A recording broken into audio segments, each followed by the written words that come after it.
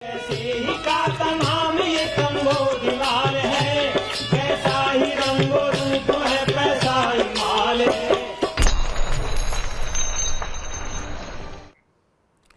नमस्कार, मैं हूं शुभम शंकर। आप देख रहे हैं मनी 9। शाम के 7 बज गए हैं, समय हो गया है मनी सेंट्रल का।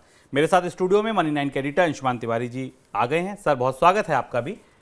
अंशुमान जी से चर्चा शुरू की जाए उससे पहले आप देखिए आज शो में खास क्या है, कौन सी खबरें मनी सेंट्रल का हिस्सा हैं। शुरुआत करेंगे शेयर बाजार में हो रहे एक बड़े बदलाव से। शेयर बाजार में बड़े बदलाव की तैयारी, क्या मतलब है इस बदलाव के निवेशकों के लिए, ये समझेंगे। बढ़ सकता है आयुष्मान योजना का दायरा, छोटे बैंकों की बड़ी मुसीबत बन रहा आरबीआई का नया फरमान। क्या फरमान आया है ये समझेंगे। नहीं थम रहा टेक कंपनियों में छटनी का सिलसिला, भारत छोड़ चीन बन रहा निवेशकों की पहली पसंद। और आज एक स्वरोजगारी ने लिख दी वित्त मंत्री के नाम अरमानों की चिट्ठी। क्या अरमान है, आप भी सुनिएगा आज अरमानों की चिट्ठियों में। शुरुआत शेयर बाजार की खबर के साथ। शेयर बाजार रेगुलेटर सेबी ने ऐसे नियम का प्रस्ताव दिया है जिसके बाद ब्रोकिंग कंपनियों के पास निवेशकों का पैसा नहीं रुक पाएगा, वो इस्तेमाल नहीं कर पाएंगे। सेबी ने शेयर ट्रेड से पहले ब्रोकर को पैसे के एडवांस ट्रांसफर पर रोक लगाने का प्रस्ताव दिया है। प्रस्ताव लागू होने के बाद ट्रेड पूरा होने की स्थिति में ही पैसा ट्रांसफर किया जाएगा। इस प्रस्ताव का मकसद ऐसे समय पर निवेशकों के हितों की रक्षा करना है जब ब्रोकर डिफॉल्ट कर जाते हैं। सर, ये व्यवस्था काम कैसे करेगी? ये सेबी की तरफ से किए जा रहे तमाम बड़े सुधारों के क्रम में सेकेंडरी मार्केट में निवेशकों की दृष्टि से होने वाला सबसे महत्वपूर्ण सुधार है। जैसा हमें पता है शुभम की इस प्रक्रिया को आईपीओ मार्केट में लागू किया जा चुका है, जहां यदि अगर किसी आईपीओ में आप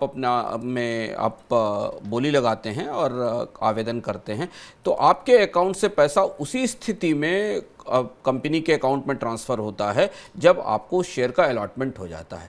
अब लगभग यही प्रक्रिया सेकेंडरी मार्केट में लागू होने वाली है। लेकिन इसके पहले हमें समझना होगा कि सेकेंडरी मार्केट में जब आप स्टॉक ट्रेड करने जाते हैं तो उसमें ब्रोकर कैसे बीच में होते हैं और वो प्रक्रिया कार्यक्रम कैसे, सिस्टम कैसे काम करता है। सिस्टम ये है कि इस मौजूदा परिस्थिति में जिसको भी स्टॉक्स खरीदने होते हैं वो कस्टमर अपना फंड ब्रोकर को ट्रांसफ़र करता है। बिल्कुल। ब्रोकर मनी एक पूल्ड अकाउंट में जाती है, एक पूल्ड अकाउंट बना होता है जिस अकाउंट में वो पैसा जाता है। ब्रोकर क्लियरिंग कारपोरेशन को उस अकाउंट के बदले कोलेट्रल देता है, जिस कोलेट्रल में जाकर के बदले स्टॉक की ट्रेड शुरू होती है। उसके बाद फिर ये ट्रांजैक्शन टेक प्लेस करता है और पैसा ट्रांसफ़र होता है। लेकिन अब नए सिस्टम के तहत सेबी इस व्यवस्था को बंद करने जा रहा है और वही व्यवस्था लागू करने की तैयारी की जा रही है। इसके बारे में सेबी ने एक प्रस्ताव पत्र दिया है जो आईपीओज़ की खरीद में लागू होती है। यानी जो प्रस्तावित व्यवस्था होगी उसमें कस्टमर एक यूपीआई का मैंडेट इनिशिएट करेगा और वो मैंडेट ब्रोकर को दिया जाएगा जिसके जरिए एक निर्धारित फंड आपके अकाउंट में रहेगा जिसके जरिए उस शेयर की खरीद होगी और वो फंड बैंक के पास उपलब्ध रहेगा। जब आपके शेयर का परचेज ब्रोकर कर लेगा तो वो पैसा क्लियरिंग कारपोरेशन के जरिए स्टॉक्स ब्रोकर के जरिए वो पैसा ट्रांसफ़र हो जाएगा। ये व्यवस्था लगभग ऐसा माना जा रहा है कि पूरे शेयर बाजार में, भारतीय शेयर बाजार को कई मामलों में दुनिया के सबसे आधुनिक शेयर बाजारों में बदल देगी। इसका एक और पहलू जो समझना जरूरी, लेकिन इससे पहले हम जान लें एक आंकड़ा जो जरूरी है। माना जा रहा है कि भारत में करीब 30,000 करोड़ रुपए क्लाइंट्स के, ब्रोकर्स के पास फ्लोट के तौर पर उपलब्ध रहते हैं। 30,000 करोड़ रुपए का फ्लोटेड मनी क्लाइंट्स के अकाउंट से एक आइडियल अकाउंट में ब्रोकर्स के पास रहती है। इसके साथ सेबी ने T+1 का एक नया सेटलमेंट सिस्टम लागू किया जिसमें ट्रेड का सेटलमेंट अब एक दिन में होता है। ऐसी परिस्थिति में जब ट्रेडिंग और सेटलमेंट की रफ्तार तेज होने वाली है तो सौदों की खरीद बिक्री, शेयरों की बिक्री या शेयरों की खरीद और ज़्यादा तेज रफ्तार से हो सकेगी।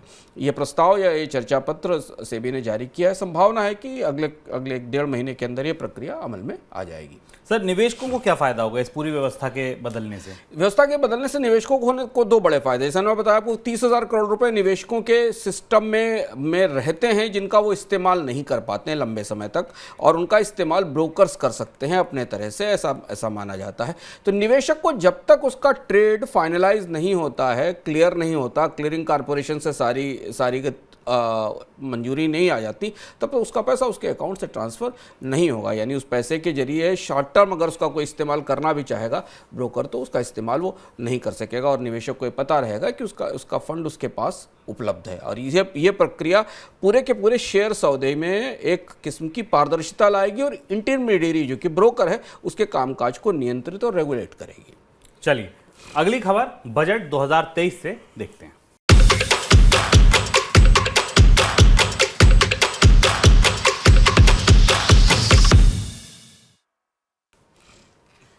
इस बजट में सरकार की तरफ से प्रधानमंत्री जन आरोग्य योजना का दायरा बढ़ाया जा सकता है। रिपोर्ट की माने तो इस योजना के दायरे में सरकार की तरफ से मिडिल क्लास को शामिल किए जाने का फैसला हो सकता है। अभी तक ये योजना सिर्फ गरीबों के लिए है। रिपोर्ट में बताया गया कि राष्ट्रीय स्वास्थ्य प्राधिकरण यानी NHA ने मिडिल क्लास तक योजना का दायरा बढ़ाने की सिफारिश की है, सरकार को इसका प्रस्ताव दिया है। अभी तक इस योजना के तहत 10 करोड़ से ज्यादा परिवारों को सालाना 5 लाख रुपए तक का स्वास्थ्य बीमा कवर दिया जाता है। ये योजना सितंबर 2018 में लॉन्च हुई थी। सर, क्या बदलाव होंगे इस योजना में, क्या उम्मीद है? ये एक महत्वपूर्ण संकेत है जो बजट के संदर्भ में हमारे पास आया है और बजट में इस प्रस्ताव पर विचार चल रहा है कि प्रधानमंत्री जन आरोग्य योजना जिसमें 5 लाख रुपए तक का बीमा कवर दिया जाता है अस्पताल में भर्ती होने पर इलाज के लिए, इसके दायरे में मध्य वर्ग को लाया जाए। और इसका तरीका जो जिस चीज़ के संकेत मिल रहे हैं वो कुछ इस तरीके के हैं। हमें ध्यान रखना होगा कि भारत में इस समय करीब जब ये स्कीम लॉन्च हुई थी शुभम तो करीब 107 मिलियन लोग इसके दायरे में थे। 140 मिलियन फैमिलीज परिवार इसके दायरे में हैं। इस योजना में शायद जो बदलाव हो सकते हैं जिसकी संभावना वो दिखाई दे रही है वो ये कि जिन लोगों के पास किसी भी तरीके का स्वास्थ्य बीमा नहीं है पूरे सिस्टम में उन लोगों को इस कवरेज का हिस्सा बनाया जा सकता है। यानी कि वो लोग जिनके पास पहले से स्वास्थ्य बीमा उपलब्ध है, उन्होंने निजी रूप से या अपने कार्यस्थल पर काम करते हुए कोई स्वास्थ्य बीमा ले रखा है, उन्हें शायद प्रधानमंत्री जय के लाभ नहीं मिलेंगे। लेकिन जो गैर इंश्योर्ड या अनसिक्योर्ड लोग हैं उन्हें प्रधानमंत्री जन आरोग्य योजना या प्रधानमंत्री आयुष्मान योजना में शामिल किया जा सकता है। अभी ये माना जा रहा है कि करीब करीब 720 मिलियन बेनिफिशियरीज हैं परिवारों में अगर आप सदस्यों की संख्या के हिसाब से जोड़ लें तो, और इसमें से करीब करीब 400 मिलियन लोग भारत में ऐसे हैं जो अनसिक्योर्ड हैं, जिनके पास कोई इंश्योरेंस उपलब्ध नहीं है। इनमें से कुछ लोगों को इस स्कीम के लाभ के तौर पर शामिल किया जा सकता है। सरकार की ये भी कोशिश है कि टैक्सी ड्राइवर्स, गिग वर्कर्स को भी इस स्कीम का लाभ स्पेसिफिकली दिया जाए। तो अगर प्रधानमंत्री आयुष्मान योजना किसी तरह से कुछ खास उद्योग वर्गों को या सेवा वर्गों को और प्रोफेशनल्स को टारगेट करती है तो इसमें एक बड़ा बदलाव होगा, क्योंकि इसमें इन लोगों के इन्हें भी शामिल किया जाएगा। ऐसा क्यों किया जा रहा है? ऐसा इसलिए क्योंकि जितना रिस्क पूल बड़ा होता जाएगा इसके प्रीमियम को कम करने में उतनी ही मदद मिलेगी। तो आयुष्मान योजना का अगर दायरा बढ़ेगा और इसमें ज़्यादा लोग शामिल होंगे तो कंपनियों के लिए भी इसमें थोड़ा उत्साह बढ़ेगा, इंसेंटिव बढ़ेगा इसे शामिल होने के लिए, और अस्पतालों को भी डेडिकेटेड ढंग से अकाउंट्स को हैंडल करने की सुविधा मिलेगी। इसलिए अगर आप बजट का इंतज़ार कर रहे हैं तो आयुष्मान योजना को लेकर होने वाले इस बदलाव पर निगाह रखिएगा। बजट के साथ हम आपको बताएंगे कि क्या वित्त मंत्री ने बजट में ऐसा किया या नहीं। इलेक्ट्रिक गाड़ियां बनाने में स्थानीय स्तर पर बने उपकरणों के इस्तेमाल के नियमों का उल्लंघन करने वाली करीब 1 दर्जन कंपनियों को सरकार ने सब्सिडी देना बंद कर दिया है। इलेक्ट्रिक गाड़ियों के उत्पादन को बढ़ावा देने के लिए सरकार ने फेम योजना शुरू कर रखी है और इस योजना के जरिए गाड़ी बनाने वाली कंपनियों को सब्सिडी दी जा रही है।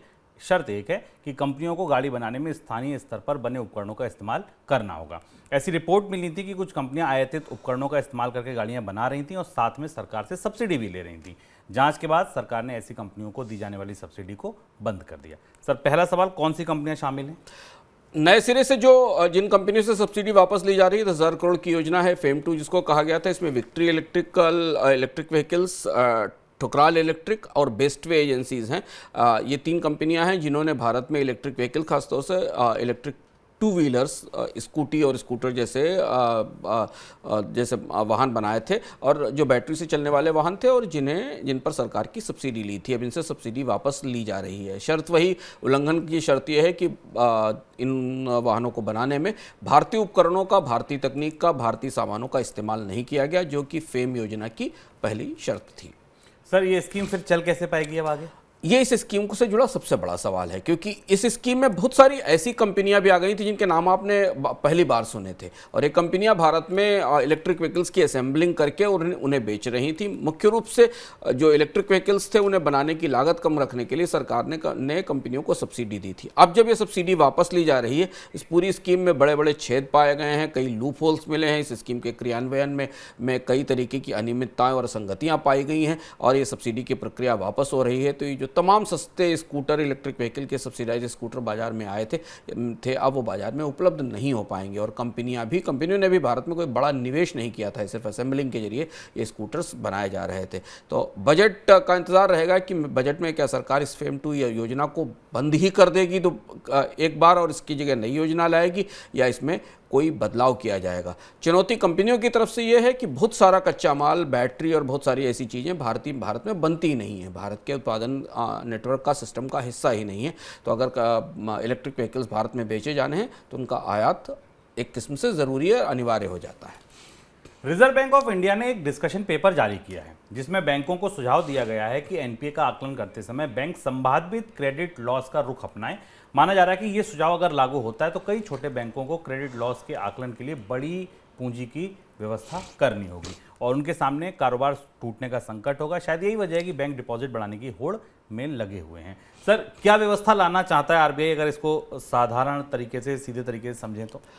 ये एक और बड़ी आज के दृष्टि से, आज के दिन के हिसाब से ये काफ़ी बड़ी और महत्वपूर्ण खबर है, जो भारत में बैंकिंग सेक्टर में बढ़ते एनपीए की समस्या के लिए रिजर्व बैंक की तरफ से लिया गया एक महत्वपूर्ण कदम है, और इसका असर हमें बाजार में एक बड़े डिस्ट्रप्शन के तौर पर मिलेगा। रिजर्व बैंक ने जो प्रस्ताव जारी किया है उसका नाम है एक्सपेक्टेड क्रेडिट लॉस प्रोविजनिंग। इसका मतलब है कि अभी तक बैंक, शुभम, अपने जो इनकर्ड लॉसेज होते थे एनपीएस के, यानी जो लोन उनके एनपीए हो चुके होते थे पिछली तिमाही में, उनकी प्रोविजनिंग के लिए अपनी पूंजी से, अपने बैंक की बैलेंस शीट से पैसा निर्धारित करते थे। अब नई व्यवस्था के तहत रिजर्व बैंक ने बैंकों से कहा है कि जो हो चुका वो तो हो चुका, उन्हें यह भी नापना पड़ेगा या ये भी बताना पड़ेगा, आकलन करना पड़ेगा कि आने वाले 6 महीने और साल भर में उनके कितने ऐसे लोन हैं जिसमें कि लोन देने वाले डिफॉल्ट हो सकते हैं, वो पेमेंट नहीं करेंगे, और उनके लिए भी प्रोविजनिंग का इंतजाम उन्हें करना पड़ेगा। और इसीलिए इसको एक्सपेक्टेड क्रेडिट लॉस स्कीम कहा गया है।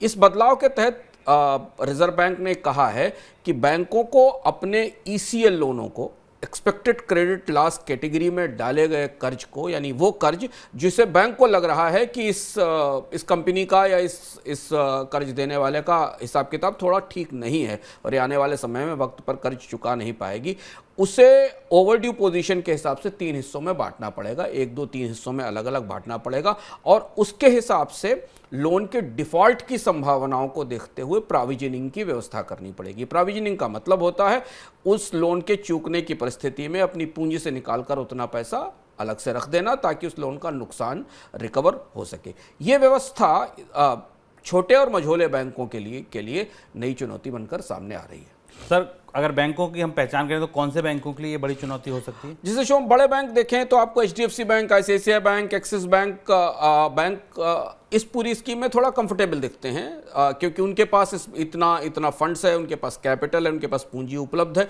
इसलिए वो शायद प्रोविजनिंग बेहतर कर सकेंगे। इस स्कीम का एक सीधा असर तो ये होगा कि बैंकों को अपनी बैलेंस शीट से काफ़ी बड़ा पैसा प्रोविजनिंग में डालना होगा, यानी जो पहले एनपीए हो चुके हैं उनके लिए भी और आगे एनपीए हो सकते हैं उनके लिए भी। लेकिन जो छोटे बैंक हैं जैसे कि आप सिटी यूनियन बैंक है, डीसीबी है, इक्विटास स्मॉल फाइनेंस बैंक है, ऐसे बैंक्स के लिए पूंजी जुटाने की ज़्यादा ज़रूरत होगी, क्योंकि उनके पास अब फंड्स नहीं होंगे कि वो अपने आने वाले कर्ज की संभावना के आधार पर प्रोविजनिंग बढ़ा सके। और इसीलिए आपको पिछले 6 महीने से 5 महीने से बैंकों में डिपॉजिट जुटाने की जद्दोजहद दिख रही है। और यहाँ एक बात और समझना चलते चलते ज़रूरी है इस खबर के संदर्भ में कि इस साल सरकार बैंकों को, सरकारी छोटे बैंकों, बड़े बैंकों को पूंजी देने नहीं जा रही है बजट से। तो प्राइवेट बैंक्स की तो समस्या है कि उन्हें कहीं ना कहीं से डिपॉजिट जुटाने होंगे या बॉन्ड मार्केट से पैसा लाकर अपनी इक्विटी में अपने पास रिजर्व तैयार करना पड़ेगा, और सरकारी बैंकों को भी कुछ ऐसी कोशिश करनी होगी जिससे उनका पूंजी आधार सुदृढ़ हो सके, तभी ये स्कीम प्रॉपरली लागू की जा सकेगी। लेकिन रिजर्व बैंक इस तैयारी में है कि एनपीए को लेकर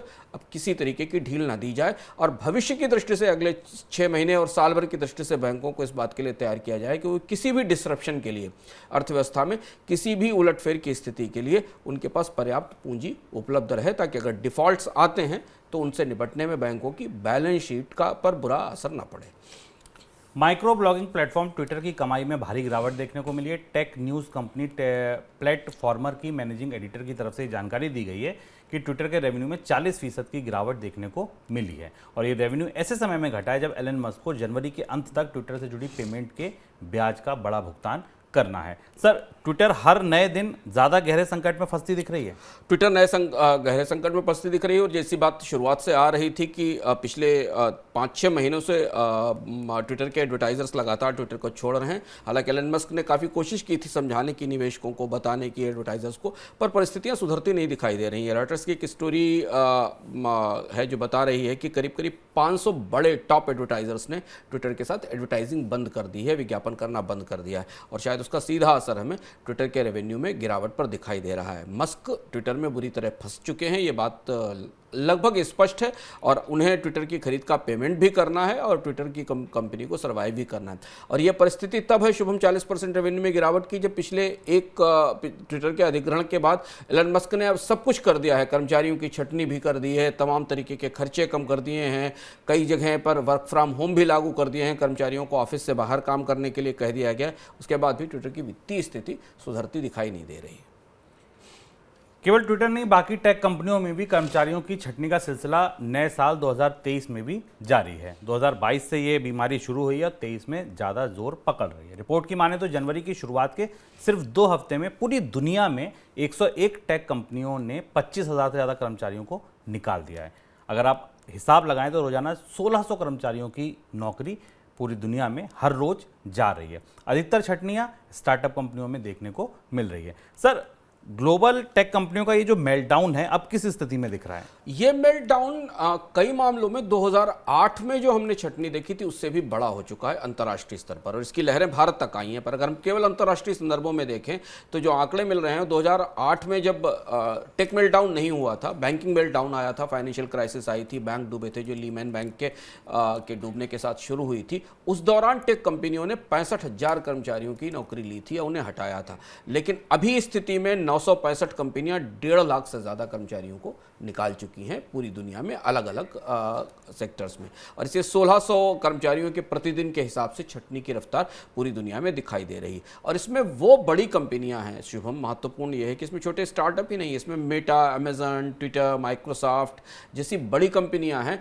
जिन कंपनियों पर भविष्य के रोजगारों का और भविष्य की तकनीकों का दारोमदार है। अंततः अब माइक्रोसॉफ्ट ने भी अपने यहाँ बड़ी छटनी की घोषणा कर दी है। कुछ कंपनियां जिन्होंने कोई बड़ी छटनी नहीं की है उन्होंने अपने भर्तियां बिल्कुल फ्रीज कर दी हैं। नहीं तो पिछले करीब करीब 1 दशक से दुनिया में सबसे अधिक नौकरियां इन्हीं क्षेत्रों से निकलकर आ रही थी और ये टेक सेक्टर के रोजगार की दृष्टि से टेक सेक्टर में रोजगार की दृष्टि से तो बेहद निराशाजनक परिस्थिति बन ही रही है। इसके साथ एक बड़ी महत्वपूर्ण बात समझना जरूरी है, ये 2 बड़े असर मध्यम अवधि में दुनिया की अर्थव्यवस्थाओं पर करेगी। पहली एक तो ये कि टेक का डेवलपमेंट अब रुकेगा क्योंकि कंपनियां अब नए सिरे से रिस्क लेने से बचेंगी नई तकनीकों के विकास में, उनमें निवेश करने में, क्योंकि उसमें लंबा विकास होता है, फिर ट्रायल होता है और उसके बाद तकनीकें आने की कोशिश होती है। तो कई सारे क्षेत्रों में जहां नई जनरेशन की तकनीकें आनी थी, जैसे कि 5G से 6G पे टेलीकॉम को जाना था, क्लाउड की नई तकनीकें आनी थी, ऐप डेवलपमेंट्स की नई तकनीकें आनी थी, उनका विकास रुक जाएगा, ऐसा दुनिया के विशेषज्ञ मान रहे हैं। और दूसरी महत्वपूर्ण बात ये कि ये अधिकांश कंपनियां इनमें ऐसी हैं जो सर्विसेज और प्रोडक्ट भी सप्लाई करती हैं, वहां पर इनकी बैलेंस शीट पर दबाव के कारण इनके उत्पादों की कीमतों में बढ़ोतरी होगी और इसलिए ये माना जा रहा है कि इस साल 2023 में टेक्नोलॉजी इन्फ्लेशन या तकनीकी इन्फ्लेशन भी अब आएगी कई सारे महत्वपूर्ण उत्पाद और सेवाओं के क्षेत्र में। सर, भारत की स्थिति देखें तो यहाँ क्या दिखाई दे रहा है? भारत में करीब करीब ऐसा माना जा रहा है कि 23 से 24 हजार कर्मचारियों का ले ऑफ हुआ है। इस साल की शुरुआत भी बहुत अच्छी नहीं रही। साल की शुरुआत में भी कई सारी कंपनियों ने भारत में नौकरियों में छटनी की है। भारत के लिए की चुनौती है कि भारत में यही एक अच्छे रोजगारों का उभरता हुआ क्षेत्र था जो पिछले 2 साल से कोविड के दौरान और कोविड के पहले से ही उभर रहा था। हमने पहले ये समस्या शुरू हुई स्टार्टअप कंपनियों में देखी, वहाँ जहाँ पर नई नौकरियाँ आई थी उनमें छटनी हुई, जिसको हम लगातार मनी सेंट्रल में आपको बार बार पिछले 5-6 महीने से एक एक पल की खबर दे रहे हैं कि तकनीकी क्षेत्र में रोजगारों की परिस्थिति क्या बन रही है। और दूसरा, फिर अब हम वापस जो टेक सेक्टर की फंडामेंटल बेसिक कंपनियां हैं वहाँ भी हमें दिखाई दे रहा है जो बड़े ब्रांड्स हैं। अब आप चाहे TCS, इन्फोसिस, विप्रो, उनके ताज़ा नतीजे देख लें, इन कंपनियों के नतीजे ये बताते हैं कि इन कंपनियों ने अपनी बैलेंस शीट को संतुलित करने के लिए या तो कर्मचारियों की छटनी की है या नए कर्मचारियों की भर्ती रोक दी है। और ये इसके साथ भी वही बात है जो मैंने पिछले सवाल के जवाब में कही कि इन सारी कंपनियों के भविष्य की जितनी भी बड़ी तकनीकी विकास की योजनाएं हैं, नए बाजारों को में पहुंचने की योजनाएं हैं, नए तरीके की सर्विसेज प्रोवाइड करने की योजनाएं, वो सारी योजनाएं अब रुक रही हैं। तो भारत का तकनीकी स्पेस जो बैंकिंग और फिनेंशियल सर्विसेज इंडस्ट्री को मिलाकर भारत में संगठित रोजगारों का डायनामो था, सबसे बड़ा, भारत में सबसे ज़्यादा जॉब्स यहाँ से आते थे, उसमें तकनीकी क्षेत्र में अब जॉब्स की छटनी के नए दौर की शुरुआत इस नए साल के साथ हमें दिखाई दे रही है। अब दिन की सबसे बड़ी खबर।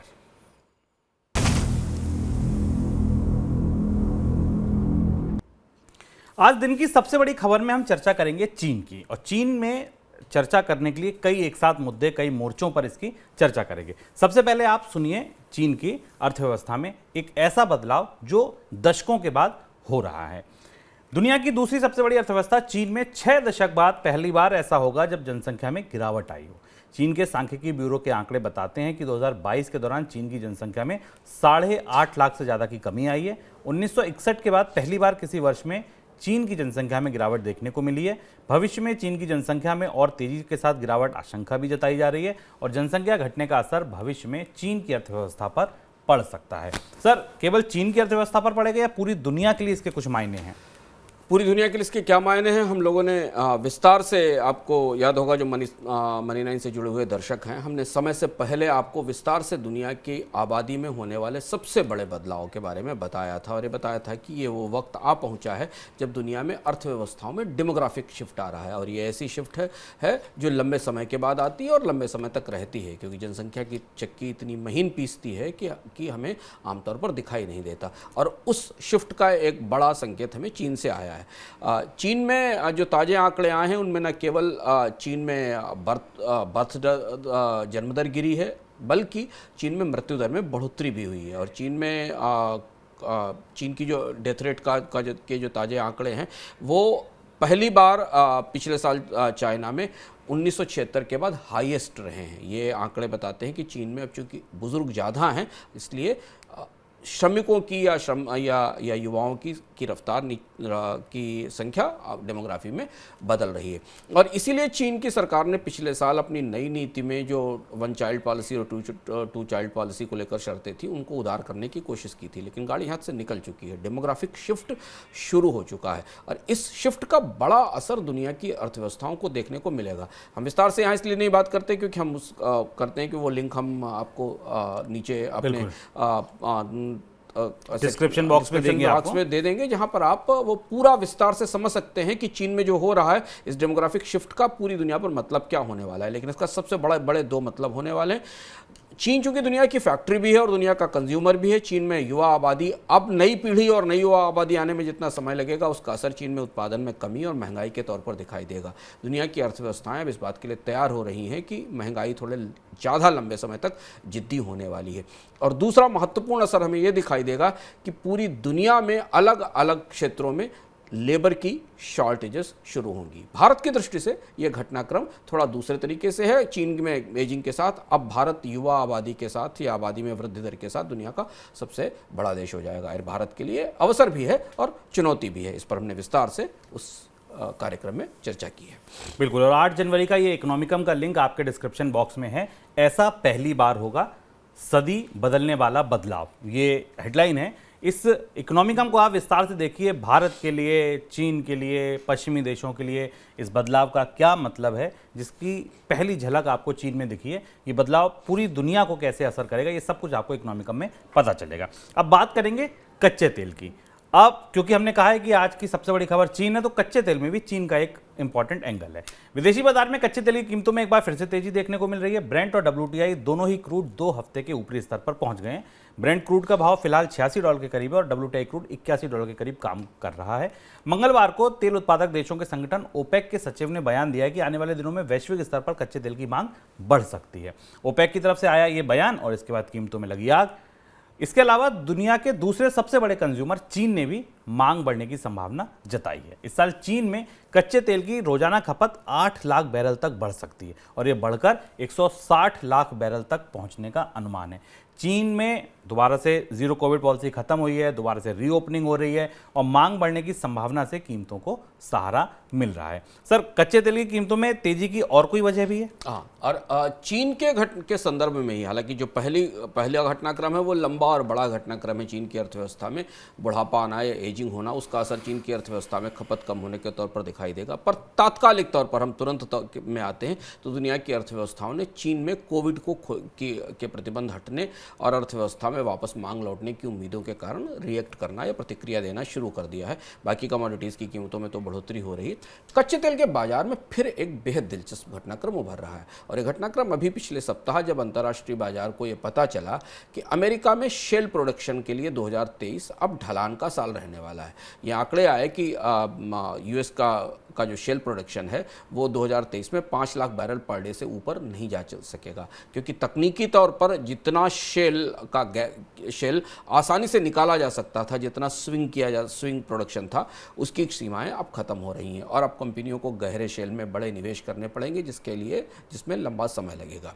और यहीं से अंतर्राष्ट्रीय बाजार में कच्चे तेल की कीमतों में बढ़ोतरी के नए दौर की शुरुआत हो गई। गोल्डमैन सैक्स ने अपने एक ताज़ा आकलन में कहा कि वापस कच्चे तेल के बाजार की कमांड इस साल ओपेक देशों के हाथ में पहुंच जाएगी, क्योंकि ओपेक देशों के पास अब फिर वापस वही ताकत है जिसके आधार पर वो कच्चे तेल की कीमतों को बदल सकते हैं। तो एक तरफ तो चीन की मांग जो काफ़ी समय से बंद पड़ी थी एक साल से, उसके वापस आने की संभावना दिखाई देने लगी। अमेरिका में उत्पादन में कटौती की संभावना या उत्पादन में बढ़ोतरी न होने की संभावना दिखाई देने लगी और इसकी वजह है कि तेल धीमे धीमे रफ्तार 86-87 से होते हुए 90 की तरफ बढ़ने का रुख करने लगा है। मतलब ये कि अगर आपको भारत की अर्थव्यवस्था में, अमेरिका की अर्थव्यवस्था में, यूरोप की अर्थव्यवस्थाओं में महंगाई घटने के थोड़े बहुत भी संकेत मिलते दिखाई दे रहे हैं तो वो पूरी गणित, पूरी बाजी फिर नए सिरे से पलट सकती है, इसकी संभावना बनती दिख रही है। सर, कमोडिटी बाजार से अब आते हैं शेयर बाजार पर। भारतीय शेयर बाजार में विदेशी निवेशक लगातार बिकवाल बने हुए हैं और चीन का रुख कर रहे हैं। इसके आंकड़े क्या कहते हैं? यहाँ से जो आंकड़े आए हैं वो थोड़े हमारे लिए ज़्यादा चौंकाने वाले हैं। चीन की अर्थव्यवस्था में लंबे समय के बाद ओपनिंग हो रही है और कामकाज दोबारा शुरू हो रहा है और निवेशकों ने उस हिसाब से अपने आप को बदलना शुरू किया है। जैसे अगर आप देखें कि भारत में करीब करीब $2 अरब के आसपास की बिकवाली हाल के महीनों में निवेशकों ने की है और ये माना जा रहा है, एक ताजी राइटर्स की रिपोर्ट बताती है कि विदेशी निवेशकों ने इसकी तुलना में चीन में पिछले 1 महीने 1.5 महीने में बड़े पैमाने पर चीन के शेयर बाजार में निवेश किया है। विदेशी निवेशकों ने करीब करीब $6 बिलियन के स्टॉक्स खरीदे हैं चीन में वाया हांगकांग स्टॉक मार्केट अभी तक इस वित्त वर्ष में की शुरुआत में। करीब करीब 41 बिलियन युआन का आंकड़ा हमारे सामने ये दिखाई देता है। 2022 में निवेशकों ने करीब करीब 90 बिलियन युआन के चाइनीज स्टॉक खरीदे थे। अब यह परिस्थिति ये बता रही है कि भारतीय अर्थव्यवस्था में भारतीय शेयर बाजार से निवेश अब मूव करके बाहर जा रहा है। आंकड़े भी बताते हैं कि पिछले दिनों में जितना भी भारत से विदेशी निवेश गया है, अगर उस रेशियो में आप देखें तो नए निवेश जिन बाजारों में बढ़े हैं उनमें चीन के अलावा ताइवान दूसरा बड़ा बाजार है, साउथ कोरिया तीसरा बड़ा बाजार है, जहां पर विदेशी निवेशक अपने पैसे भारतीय बाजार से निकाल कर ले जा रहे हैं। सर, वजह क्या है कि भारत आकर्षक उतना नहीं रह गया जितना चीन आकर्षक दिख रहा है इस समय निवेशकों के लिए? 3 बड़े फैक्टर। पहला फैक्टर है कि भारत में ब्याज दरें बेहद ऊंची हैं और ब्याज दरें लंबे समय तक ऊंची रहने वाली हैं, इस बात की संभावना में दिखाई दे रही है और इसलिए भारतीय बाजार में अब रिटर्न की संभावना कम दिखती है। दूसरी महत्वपूर्ण बात है कि भारत की अर्थव्यवस्था में ढलान के पुख्ता संकेत भी हैं, आकलन भी हैं और आने वाले समय में मांग में और कमी की संभावना है, यानी भारतीय शेयर बाजार का जो आकर्षण है वो टूट रहा है। और तीसरी महत्वपूर्ण, सबसे महत्वपूर्ण बात जो कि शेयर बाजार के निवेशक करीब से देखते हैं वो वैल्यूएशन है। भारतीय शेयर बाजार में कंपनियों के स्टॉक्स के वैल्यूएशंस काफ़ी हाई हैं, काफ़ी ऊंचे हैं और ये उस लेवल तक पहुंच चुके हैं जहां के बाद अब इनमें करेक्शन होने पर, गिरावट होने पर ही कंपनियां निवेश कर सकेंगी, विदेशी निवेशक निवेश कर सकेंगे। इसमें एक और बात जोड़ना ज़रूरी है शुभम, कि भारतीय शेयर बाजार की जो तेज़ी है या भारतीय शेयर बाजार की जो गतिविधियां हैं वो अब कुछ स्टॉक्स तक सिमट गई हैं। कुछ बड़ी कंपनियां हैं जिनमें सारी एक्टिविटीज़ दिखती हैं, जिनके पास बाजार में बड़े हिस्से मौजूद हैं और उनके वैल्यूएशन, उनकी कीमतें इतनी ज़्यादा हैं कि विदेशी निवेशकों ने लगातार बिकवाली की है और वो बिकवाली से निकाला गया पैसा चीन के स्टॉक्स में को जो कि अभी वैल्यूएशन में आकर्षक दिख रहे हैं वहाँ निवेश के तौर पर आगे जा रहा है। बिल्कुल। चलिए अब बढ़ते हैं मनी सेंट्रल झटपट की ओर।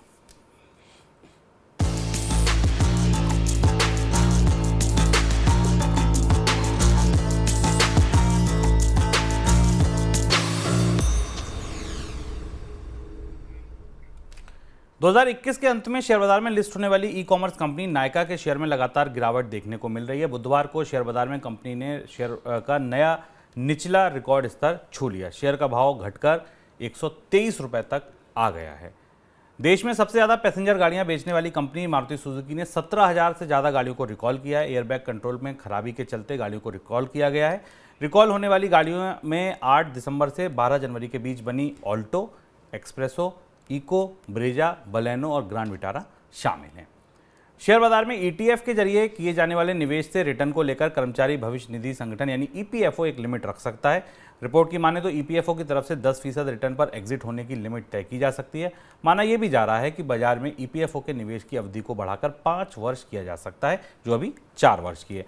सर, तीनों खबरों में से किसी पर आपकी कोई टिप्पणी? ईपीएफओ वाली खबर निवेशकों के लिए महत्वपूर्ण है क्योंकि तमाम लोगों का पैसा एम्प्लॉय प्रोविडेंट फंड में लगा हुआ है और एम्प्लॉय प्रोविडेंट फंड अपने कॉर्पस का जितना पैसा उसके पास है उसका 15% हिस्सा शेयर बाजार के ईटीएफ में निवेश करता है। और इसके सेंट्रल बोर्ड ऑफ ट्रस्टीज़ ने एक नया प्रस्ताव दिया है। अगर ये प्रस्ताव लागू होता है तो किसी ईटीएफ से बाहर निकलने में कम से कम 10% रिटर्न की शर्त लगाई गई है। यानी जब तक 10% रिटर्न ईपीएफओ को नहीं मिलेगा वो ईटीएफ से बाहर नहीं निकलेगा।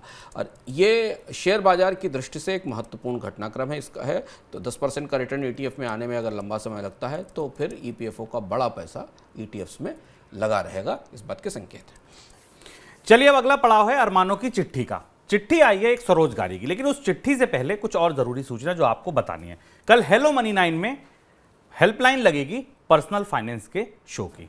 पर्सनल फाइनेंस से जुड़ा आपका कोई भी सवाल हो। अब पर्सनल फाइनेंस के सवाल कौन से होते हैं ये भी जानना जरूरी है। सवाल हो आपका कोई कर्ज का, सवाल हो रिटायरमेंट प्लानिंग का, सवाल हो बच्चे की भविष्य कैसे सुरक्षित किया जाए, कोई भी सवाल जो आपको लगता है आपकी बचत से, खपत से, निवेश से जुड़ा है तो वो पर्सनल फाइनेंस का सवाल है। अब उस सवाल में आप उसका जवाब जानना चाहते हैं किसी एक्सपर्ट से तो हेलो मनी 9 को लिख भेजिए। सवाल भेजने का तरीका आपकी स्क्रीन पर है। व्हाट्सएप नंबर है, इस पर आप अपना सवाल लिख भेजिए। ईमेल आईडी है, इस पर आप अपना सवाल लिख भेजिए।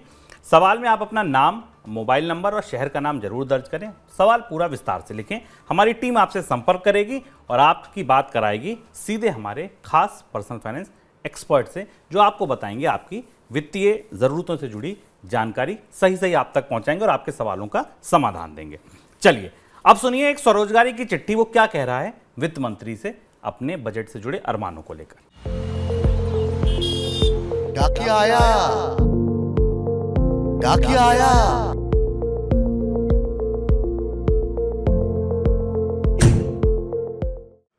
वित्त मंत्री के नाम अरमानों की चिट्ठी में लगातार चिट्ठियां आने का सिलसिला बना हुआ है और आज की चिट्ठी भेजी है बरेली के रहने वाले सचिन सारस्वत ने, जो कि पेशे से सुनार हैं।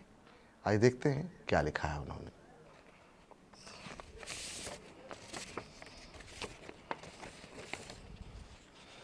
निर्मला मैडम नमस्ते, मेरा नाम सचिन सारस्वत है। उत्तर प्रदेश के बरेली ज़िले का रहने वाला हूँ। 12वीं तक पढ़ा हूँ। पुरखों से सीखा हुनर है हाथ में, सोने की अंगूठी बनाता हूँ। शहर के अच्छे कारीगरों में मेरी गिनती है। मेरा भाई शिवम भी मेरे साथ अंगूठी बनाने का काम करता है, और वो तो मुझसे भी अच्छा कारीगर है। पहले हम एक दुकान पे काम करते थे। 2 साल पहले हम दोनों भाइयों ने अपना काम शुरू किया। हमारा काम अच्छा चल गया था, लेकिन कोरोना में लॉकडाउन लगा तो सारा धंधा चौपट हो गया। जो बचत थी वो भी ख़त्म हो गई, और हम करीब 1.25 लाख रुपए के कर्ज में आ गए। घर में माँ, बाप, एक बहन भी है। पिताजी एक सिक्योरिटी एजेंसी में काम करने लगे। बैंक एटीएम के बाहर चौकीदारी करते हैं। 12 घंटे ड्यूटी के 8,500 रुपये मिलते हैं। माँ और बहन कपड़े सिलाई का काम करते हैं। घर बस किसी तरीके से चल रहा है। हम दोनों भाइयों का काम जब तक चल रहा था, पिता की देखरेख करते थे, लेकिन न जाने किसकी नज़र लग गई। काम तो मिलता है, अंगूठियों की मांग भी है, लेकिन अंगूठी बनाने के लिए कच्चा सोना चाहिए, जो कोई देने के लिए तैयार नहीं है। हमारे पास पूंजी नहीं है। 5-6 लाख रुपए भी मिल जाएं तो रात दिन खट सकते हैं और अच्छी अंगूठियों के ढेर लगा सकते हैं। मैडम, बैंक में भी हम जैसों के लिए कर्ज की कोई स्कीम नहीं है। साहूकार मोटा ब्याज मांगता है। ब्याज चुकाने के बाद तो दिहाड़ी भी नहीं बिकती। दुकानदार भी सख्त हो गए हैं। माल लेते हैं, पैसा रोक कर देते हैं। मैडम, इस बार बजट में कुछ ऐसा कर दीजिए कि हमें काम करने के लिए थोड़ी पूंजी मिल जाए। लोन लेने का तरीका हमारे जैसों के लिए भी निकल आए। काम चलता रहेगा तो कर्ज भी ईमानदारी से चुका देंगे। मैडम, मैं रात के 12 बजे सर्दी में बैठा हूँ। अंगूठी का काम है, मगर मेरे पास पूंजी नहीं है। मैं और शिवम पूरा दिन उधार पूंजी के लिए भटक करके अभी लौटे हैं, मगर कुछ नहीं मिला। बड़ी उम्मीद है आपसे, निराश मत करना। आपका बेटा सचिन।